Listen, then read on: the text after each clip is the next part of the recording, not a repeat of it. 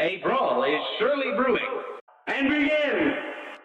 Art styles. When developers say, "Fuck realism, I want to make my game look pretty."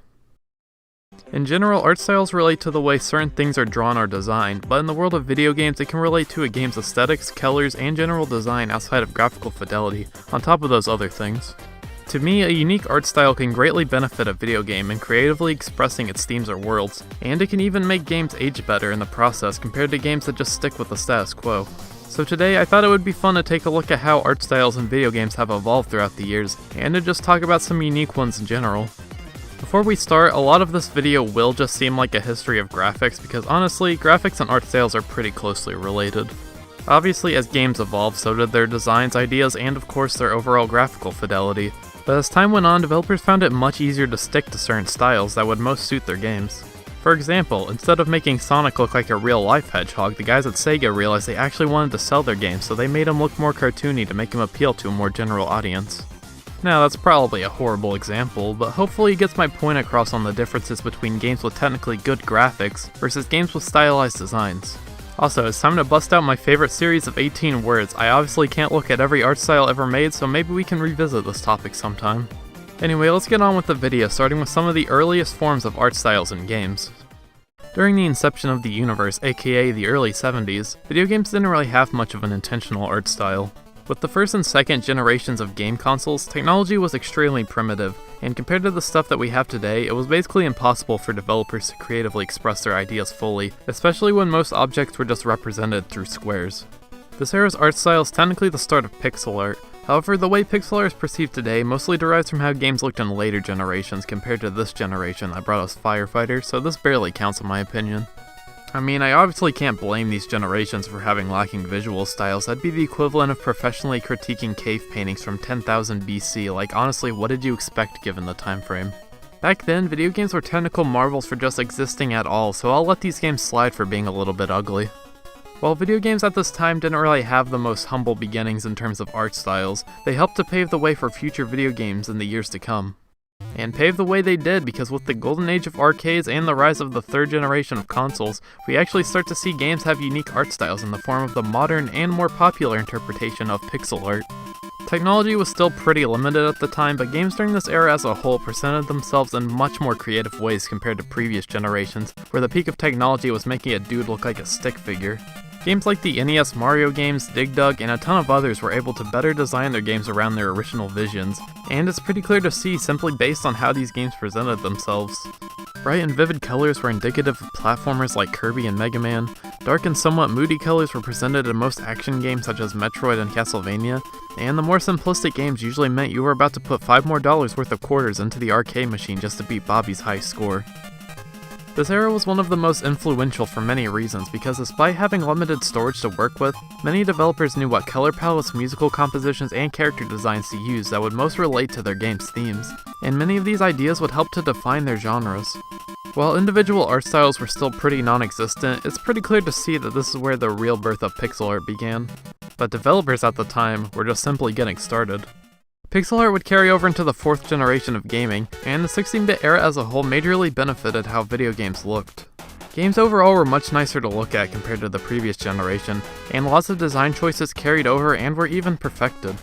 Not only that, but the benefit of more powerful hardware led to actual uniquely designed art styles, especially with developers trying out third-dimensional graphics. Now, attempts in third-dimensional graphics were attempted previously, mostly in arcades in the 80s, but for the most part they were presented through vector graphics, aka your geometry homework brought to life in the forms of lines and shapes simulating 3D objects. Lame. You could argue this is a type of art style, but much like early Atari graphics, not a lot of games try this style nowadays. The most notable game that used this style was that Star Wars arcade game, and that's about it. Anyway, back to talking about early 3D. The mid-90s brought about a lot of changes in the video game industry, especially with attempts in creating 3D graphics. Probably the most famous way 3D was simulated was with the creation of the Mode 7 chip in SNES cartridges. Mode 7 was a graphical chip that affected background layers to generate extra-dimensional movements and create the illusion of 3D objects.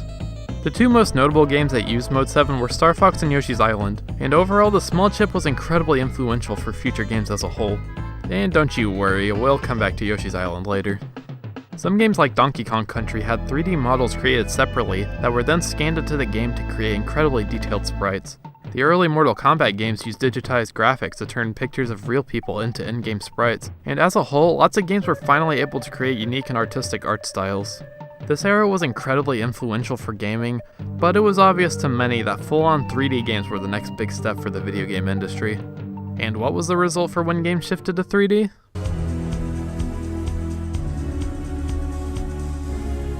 Well, they sorta tried.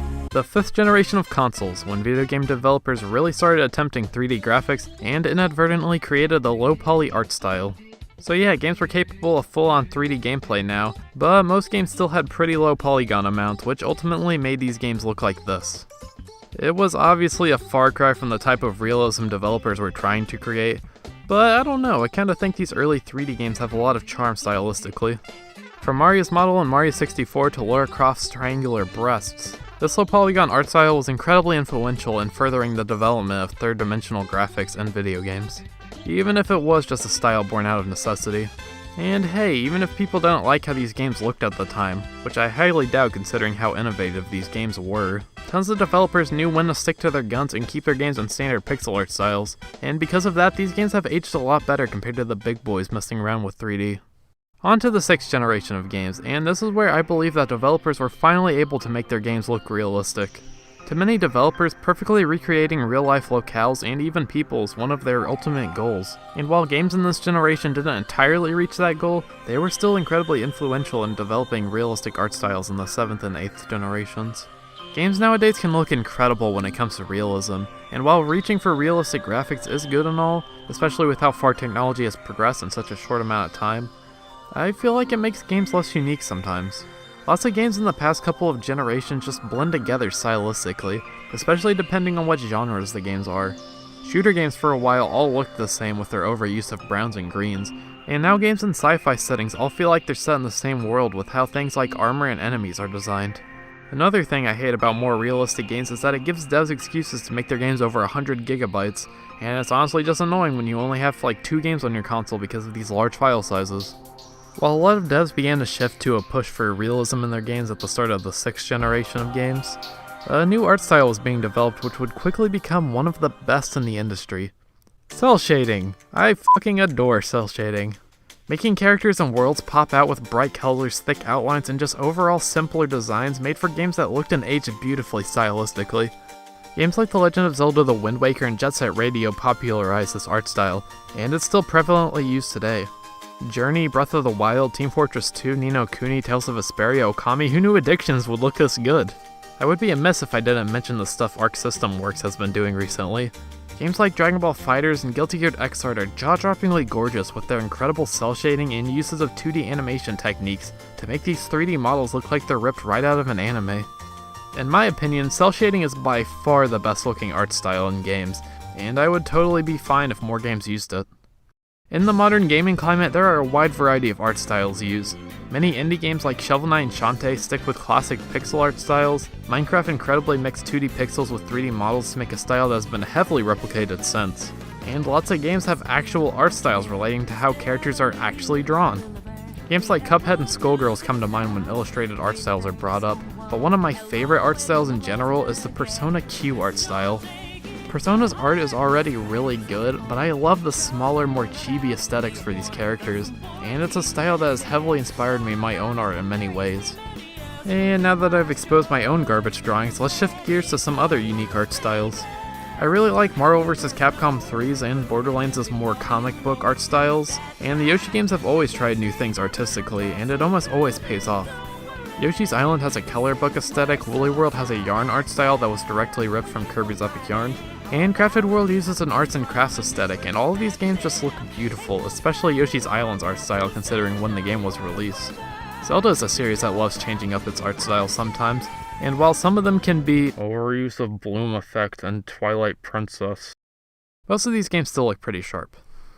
And to wrap up everything, Super Smash Bros. Brawl's realistic art style for Nintendo characters makes me feel queasy. A great art style, much like music, story, and acting, can be a great enhancement to the video game experience as a whole. In a world where developers strive to push for graphics that flawlessly imitate real life, It's always reassuring to see others find the best aesthetical designs that fit the world they're trying to create. Art styles can be very beautiful things, and to celebrate all this art talk, I've decided that I'm going to go to an art auction. Here's hoping that I get a good piece. I got a slice of cheese and a picture frame.